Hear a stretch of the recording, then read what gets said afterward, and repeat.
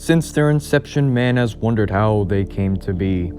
Questioning their own existence causes many people to feel empty, scared, or even cocky about what they believe to be true. These reactions are the result of a lack of closure.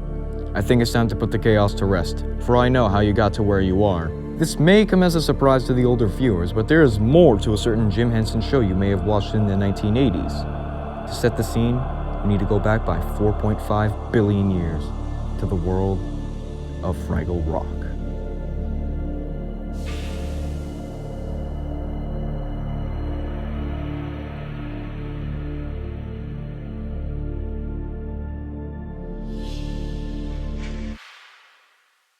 On this faraway white dwarf lived Jean-Baptiste Gorg Jr., also known as Prince Eugene, also known as Junior Gorg.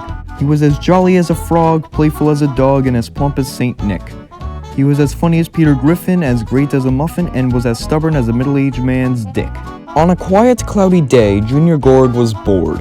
He did multiple activities that usually light the fire of excitement in his gorgy body. He aimlessly ran around Pa Gorg's castle, chased Fraggles, and talked politics with Scott the Woz. But nothing tickled his fancy. Junior Gorg asked Ma Gorg what he could do for some fun. "Why not read a book?" Ma Gorg said to the young soul. "No," Junior Gorg replied. Then Pa Gorg barged into the conversation and reminded Junior Gorg that he hadn't read a book since 3rd grade. He told him to read something from the castle's library. Come on, Daddy, you know and I know that the library is filled with Mom's mushy-gushy love stories. Pa Gorg responded. "You'd be mistaken, Junior. Got a bunch of books of monsters in action, things I knew that would interest you." Alright, Junior Gorg replied. "Love the enthusiasm, Junior," Pa Gorg said with sincere sincerity.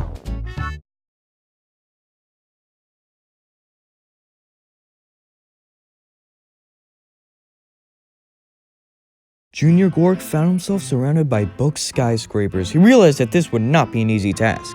30 minutes of searching later, he found the books Pa Gorg told him about on a circular table near the center of the library. Junior evaluated the roster Pa had assembled. Each book he found that didn't get an "whoa" out of him were carelessly chucked onto a big, black hole. Until there was this one book that made him go, "Ah." He had found The Legend of Lego's 6 Feet Underground. The Tragedy of Groodle Doodles.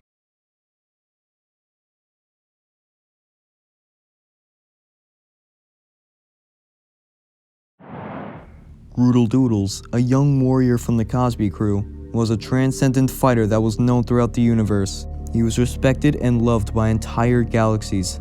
His popularity, though, triggered his downfall.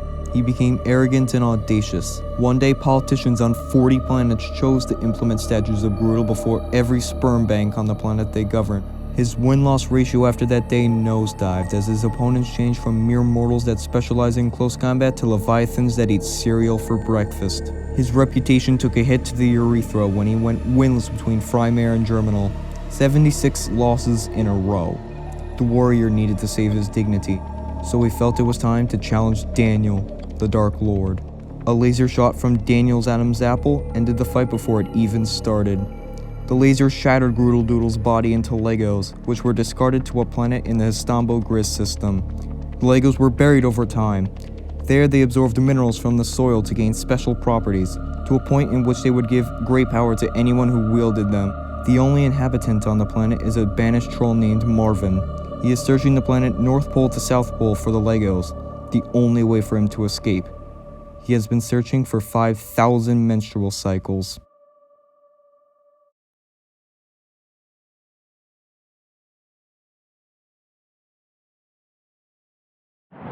It doesn't take a brain cell to figure out what Junior Gorg did next. He slammed the book onto a big, black desk and rushed out of the castle to search for the Legos. Boy oh boy, he was gonna get those Legos even if it meant missing dinner. He arrived at the Histambo Gris system lickety-split.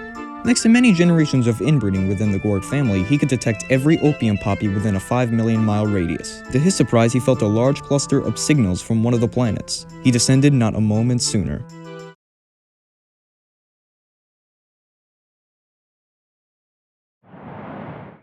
It was a forest planet, high humidity, yet cold. Gorg searched the area, leveling any trees that made the mistake of blocking his path. But under one of the trees were some colorful stones.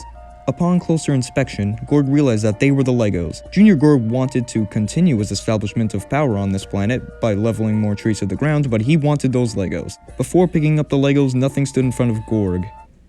When he was done picking them up, he looked up to see the troll.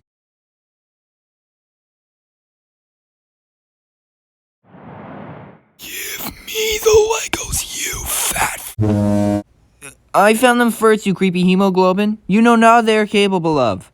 They should not be wielded by a meek troll like you. Oh, I do. They are capable of being shoved up your you.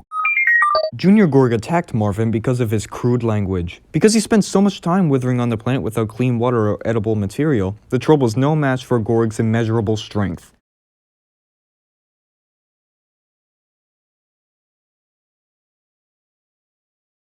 With such great power and responsibility in his big, meaty hands, you'd think a dumb son of a gun like Gorg would mess it up with time and space.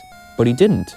Gorg created a complex multiverse with those powerful Legos. Gorg created the 6 sextillion dimensions as we know them. The 261st dimension would be the one Marvin would spend the rest of his days in. Of course, he wanted the first planet he created to be the best of all. That planet was Earth, the only planet in the first dimension to support life. Time and time again, Junior Gorg would buy more and more Legos and plant them on the planet in this tumble grid system. They would be ready every few million years, and Gorg would add more and more to Earth. Then one day, stores in Fraggle Rock wouldn't stock Legos anymore, because they were believed to have inspired the creation of numerous weapon manufacturers. The fate of Earth rested entirely upon those who inhabited the planet.